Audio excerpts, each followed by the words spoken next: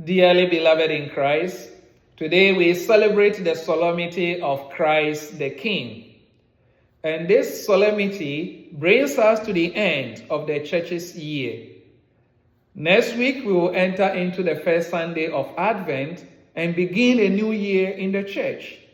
So we conclude the year with the solemnity of Christ the King to help us to reflect whether throughout the year we allow ourselves to be ruled and to be guided by the principles of Jesus.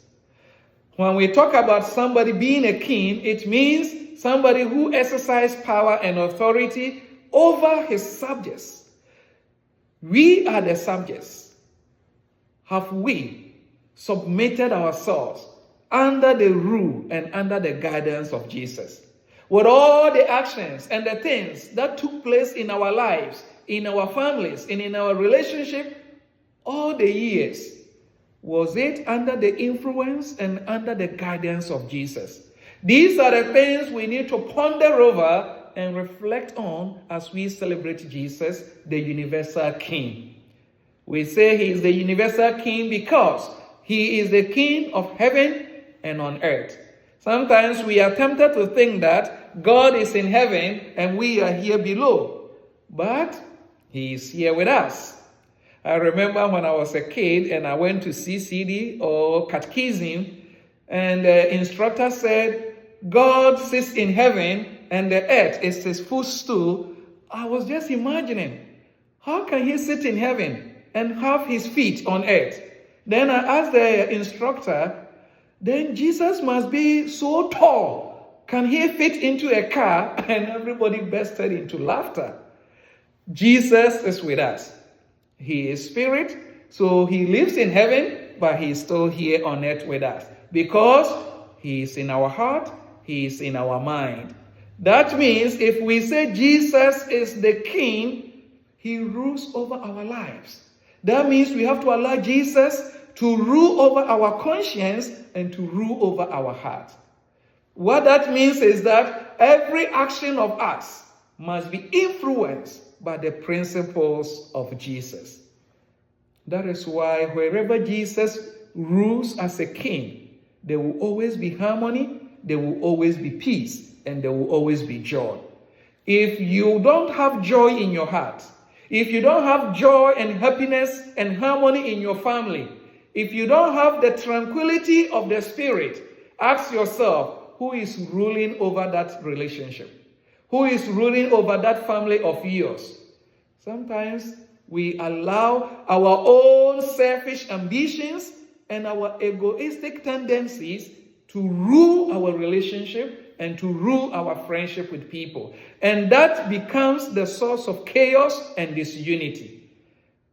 When we allow Jesus to be the center of our relationship, the center of our marriages, the center of our family gatherings, we will always have peace. Why? Because we will be guided by the principles of mercy, the principles of love, and the principles of kindness. And wherever these principles are at work, there will always be harmony, there will always be peace. So, dear friends, I recommend to you that as we celebrate Jesus as the King, let us not just pass through the celebration, but it's a time for us to rededicate ourselves to him and say, Jesus, I acknowledge you to be the Lord of my life. I submit myself under your rule and under your leadership. That is what the people of Israel in our first reading went to David and said, be our king, be our shepherd. May Christ be our shepherd and may he continue to be our king so that he will rule over our actions. Learn from your master. And there are two things that I want you to learn. When Jesus was hanging on the cross, the people reviled him. They spoke harshly to him. If you are the king, save yourself and save us. And some people said to him, he saved others, he cannot save himself. Did Jesus respond? No. Did he utter a word? No. Why? Because he didn't need those words at that moment. Imagine him with all the pain and the anguish. He needed something that will calm him, but rather they gave him the opposite. That is what we have to learn. It is not everything that people say to you that demands your response or demand your reaction. Sometimes we have to just hear it in one ear and let it go out of another ear. When you receive junk mails, what do you do with them? You trash them. You don't waste time on them. So there are so many things you will hear outside. Don't let those things get into your heart, and don't allow those things to rule your conscience and your heart. If you don't allow these principles to guide us, anger, revenge, bitterness will rule your heart. And wherever these things rule, there is never peace. There is never joy. So as we invite Jesus to rule us, let us be guided by his principles. How gentle and how calm he was, even in the midst of abuse, even in the midst of harsh treatment. He never uttered a word. Lastly, why would Jesus save others and not save himself? Jesus, as a king, will always seek the growth and the comfort of his subjects. So Jesus will not do anything for himself, but he will do everything for you, because he is a king not for himself, but he is a king because he wants your peace and he wants your salvation. May Christ rule over your heart. May he rule over your actions, and always submit to him, because he will do everything for your sake.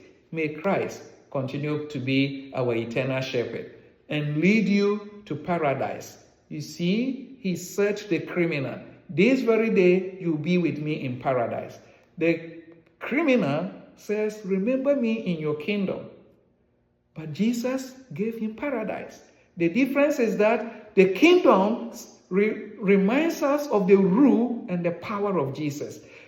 But so when we submit to his rule and his power, he leads us to paradise. Paradise is a place of blissfulness. It's a place of joy. It is the Garden of Eden. So whenever we allow the authority and the power of Jesus to rule over us, we get paradise in return.